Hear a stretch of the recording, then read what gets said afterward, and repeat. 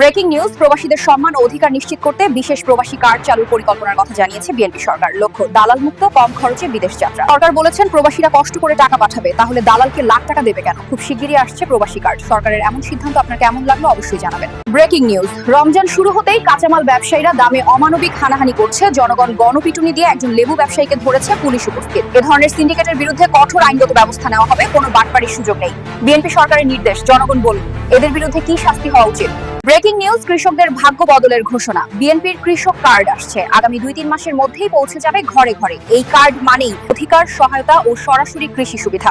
বদলে যেতে পারে গ্রাম বাংলার অর্থনীতি। বিএনপি সরকারের এমন সিদ্ধান্ত আপনার কেমন লাগলো দয়া করে বলবেন। ব্রেকিং নিউজ, বিএনপি সরকার ঘোষণা দিয়েছে দ্রব্যমূল্যের দাম কম রাখতে। কোনো ব্যবসায়ী যদি বেশি দাম নেয়, তাকে আইনের আওতায় আনার কথা বলা হয়েছে। জনগণের দাবি, এমনই একজন সরকার চেয়েছিলাম।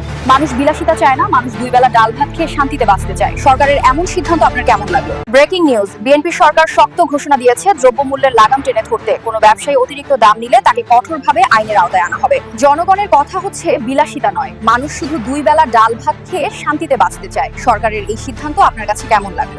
ব্রেকিং নিউজ, বিএনপি সরকার ঘোষণা দিয়েছে 10 মার্চ থেকে ফ্যামিলি কার্ড সরাসরি ঘরে পৌঁছাবে। মানুষ নিজে কষ্ট করে কার্ড খুঁজতে হবে না, কার্ড নিজে আপনার কাছে আসবে। নেতৃবৃন্দকে বিএনপি সরকারের সরাসরি নির্দেশ, কোনো অনিয়মে ধরা খেলে দল থেকে বহিষ্কার। সরকারের এমন দুর্দান্ত সিদ্ধান্ত আপনার কেমন লাগলো অবশ্যই কমেন্টে বলবেন।